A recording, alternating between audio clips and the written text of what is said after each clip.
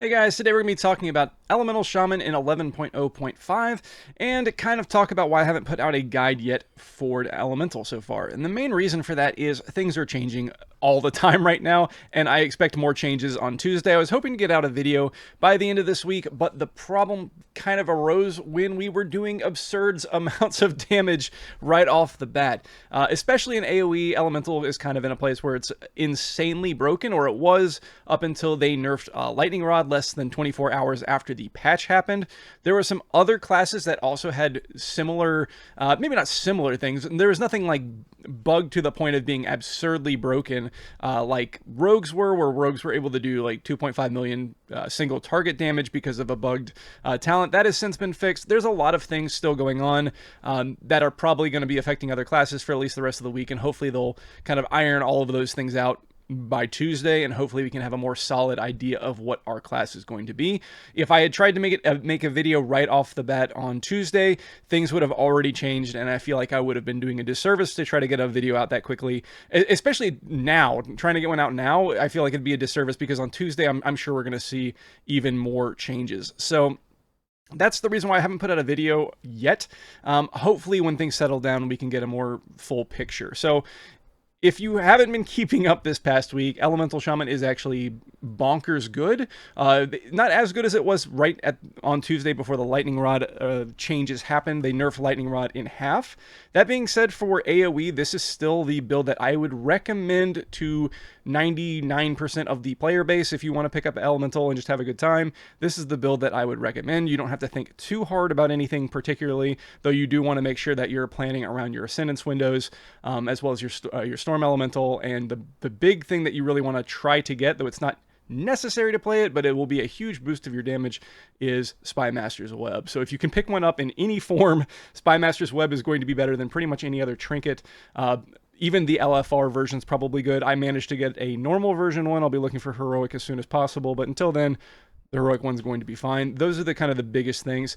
And again, this is for Mythic Plus. For single target, you can kind of just move a couple points around and it basically has the exact same playstyle as this one in single target, except you'll have Primordial Wave. I think the only difference is there. We don't take that.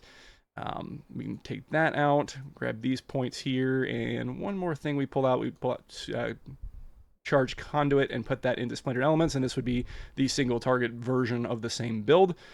Either one of these, so for raid, this is what I would suggest, and for raid single target, I would suggest this one, and for AoE, this here. And those are the main builds that I would recommend at the moment. However, with that being said, with the changes to Lightning Rod in single target, there is a cook that's maybe coming up the works. I haven't had enough time to really play around with it and get good at it. The burst still seems to be good. It's this build here, which is a Farseer Primordial Wave build, obviously with Farseer. Looks a little bit different. You're coming all the way down the right side. Even in single target, you're picking up Liquid Magma Totem, and the reason for that is going to be how much more focused this is on Lava Burst and Elemental Blast to get as much damage as you possibly can out. It is also using the Erupting Lava talent, which is one of the new talents we got this patch. It's a little bit weird to play with. It's not that big of a deal with this build because of how many different ways you have to reapply Flame Shock. But it's something else that's in the work as well. It's concepts of a build here. So hopefully we have a more full picture by next week. But going back to what I actually suggest, going back to this one here, we can talk about it a little bit, but just know that this is not going to be a full, I'm not going to get super in-depth like I typically do in a build guide. We're just going to talk it a little bit so you guys can maybe start learning how to get the ideas of how this build works. So since I think most people look up builds specifically for AoE, we'll talk about that first and we'll go from there.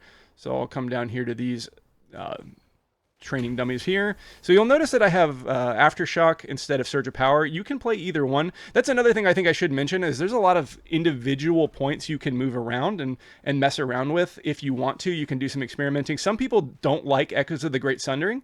If you don't like playing with it, I know some people are just taking that point out and putting it either into Unity or into Magma Chamber. Those are probably the two that I would switch it to if you don't want to play with it. I know that some people have messed around with Primal Elementalist as well, just to make your elementals just a little bit more powerful. all of these things are actually fairly close from what I can understand, even in AoE. So if you really don't like Echoes of the Great Sundering, you don't have to take it, but it does have really, really good potential in AoE, especially combined with Aftershock. I would just say if you're not really comfortable with using Surge of Power, even though it is viable, I wouldn't use it. It's more than viable. It's probably in some situations actually better than Aftershock, but if you're not comfortable with it, or if you're not going to min-max it, then Aftershock is by far the way to go, because you don't have to think about it. It just happens, and you just react to it. So it's also a really good pairing for Echoes of the Great Sundering as well. So how this build kind of works, especially the burst window, I think is the thing that's most important. If you have everything up, basically what you're going to do is you're going to be using your Storm Elemental, getting 4 stacks of the haste buff. So I have it tracked right here. That's 2, 3... and then I'm going to go 4, use my Stormkeeper, use Ascendance, and then I'm just going to be going back and forth between Earthshock and Earthquake, and then using Chain Lightning, and then also using Tempest when they proc as well. But other than that, it's basically just back and forth and trying to spread your Lightning Rod the best you can during that duration. It's fairly simple, though it is like obviously very fast-paced and hectic. I didn't even have all my buffs active right there, but and usually if you're going to be doing that, you want to kind of pair it up with Lust if you can, if you have access to Lust at the time. The other big thing that I'll see happen is your Storm Elemental and your Ascendants do get off sync because they have different cooldowns. Storm Elemental's 2.5 and Ascendants is 3 minutes. There's 2 lines of thought with it. If you can get an additional usage out of Storm Elemental, if you just use it on cooldown, that's typically better for the most part. However, in Mythic Plus, it's a lot more dynamic than that. If you know that a pack is going to be extremely dangerous, it's probably better to just wait and line them up and try to play around that. That's one thing that's going to be extremely different for Elemental Shaman that are so used to the way Elemental has played for the last 10-ish years at this point. We haven't had a major cooldown, and needing to think about the timings of your cooldowns and when they're going to come back up is going to be extremely important. Needing to not just like use things as soon as they come up is a very different type of concept than what we're used to.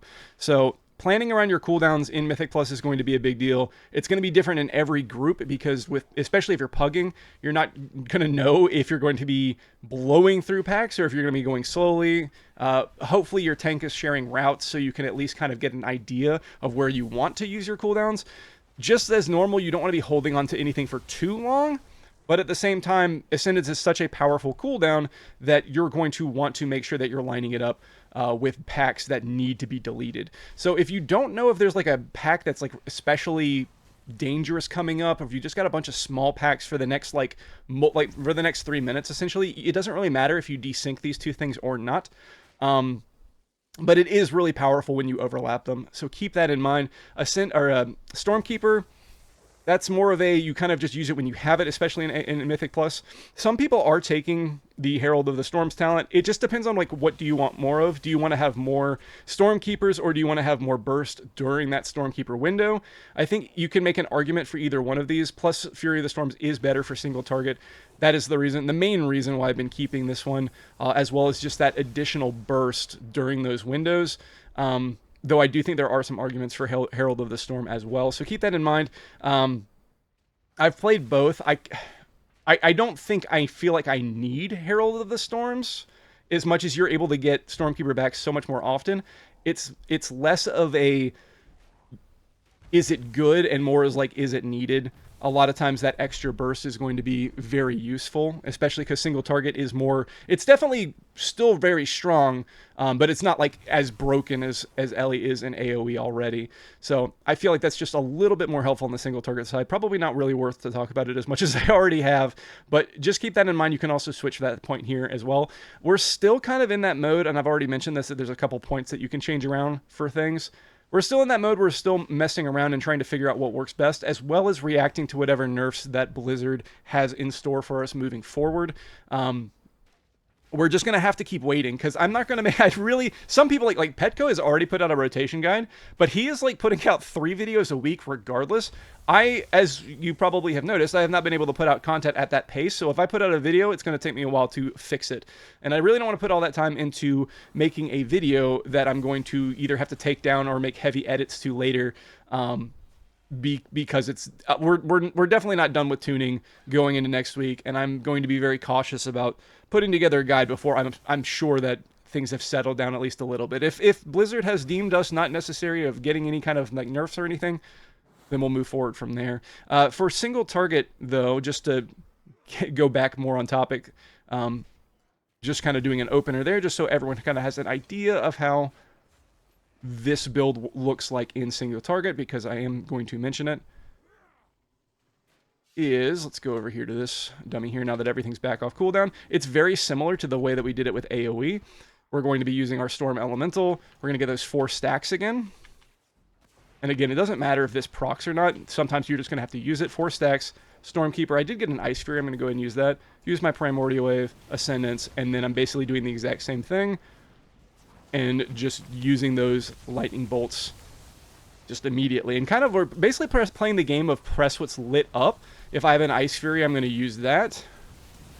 And yeah, we're just kind of pressing what's lit up here. We want to use as much of that Maelstrom and single target as we can as well, especially during this burst. Just get a little bit extra damage out there. There you go. And obviously when you have Ascendance, or not Ascendance, but when you have like Lust and everything, you'll be doing a good amount more damage as well. But you're going to also live and die a lot by DRE, both in AoE and, well, maybe not necessarily in AoE, but in single target, you can really live and die by if you proc Ascendance or not, and when you proc that Ascendance. But that's just one thing you're going to have to react to. Like someone had asked me the other day, what's the order of importance when you're in Ascendance? The big thing is like not overcapping your Maelstrom, so using your spenders. Then using, I think, Tempest or Stormkeeper Lightning Bolts, then Tempest Lightning Bolts, and Lava Burst, then just normal Lightning Bolts. And then just reacting to Ice Fury when it procs. When it procs, making sure that you're covering it with both a fire and lightning spell. So that does change the priority. If you proc a Ice Fury, you're going to want to use a Lava Burst somewhere before the next Ice Fury comes around. Or if you have 2 stacks of Ice Fury, you're going to have to use a Lava Burst after the first one to make sure that procs it. That's the only thing that can get kind of confusing. But the big thing is just, you're kind of just pressing what lights up and use as much of that Maelstrom as you can. If you're getting towards the end of an Ascendance window, and you've got like way more Maelstrom than you feel like you should have, just you can kind of dump it into Earth Shocks as you're closing out that window. But I think the biggest thing is just not overthinking about it. Don't overcomplicate it. And I realize I'm not being nearly as thorough as I typically am with my videos in this, because again, this might all change in like a day. We really don't know when the tuning is going to stop. I would highly suspect things are going to change at least one more time, maybe this upcoming week. Again, that Farseer build that I talked about, which it won't let me switch to because I have stuff on cooldown. That Farseer build may be something that we have to talk about. I really don't want to talk about it right now because of the fact it is a little bit more confusing, I guess, might be the best word. It's not really, but it's definitely you're having to change your thought process just a little bit with Fire Elemental and kind of bouncing your Flame Shocks a little bit more. It's a lot different than what we're used to, though it does play fairly similar to this build as well. Yeah, things are kind of all over the place at the moment. This build, again, probably what I would suggest for single target, and then the only thing that we're changing for AoE is these 3 talent points. 1 into Thunderstrike Ward, 1 into Lightning Rod, and 1 into Charge Conduit. Now, there might also be things that might change in the future for AoE, maybe away from Lightning Rod, though I highly doubt it because of how Chain Lightning focused our AoE is. If we go back to the most recent key I did, which is this 12 Necrotic Wake, most of our damage is still coming from Lightning Bolt. Earthquake is obviously taking a big front seat as well next to Chain Lightning, and Lightning Rod, even in its much nerfed state, is still providing a good amount of damage as well, even though it's been nerfed. So I don't really think we're going to see any changes to the AoE version of this build, which is this here. But we'll see. There might be things that might change as well, more to come, because our burst is still extremely strong out of Ascendance. And I think that's going to be the thing they might target next, is something with Ascendance. just because I don't want to be blamed at all for any kind of Ellie is overpowered talk, and I'm the one who got us nerfed, which I don't think I am the person that's going to get us nerfed. If you've watched Bond or Petco play recently, blame them. Go look at what they've been doing. Petco had that amazing clip where he had done 25 million burst, which is insane. That was pre nerf, obviously, and with an AUG, and I think also with PI. But still, 25 million burst in AoE is an insane number.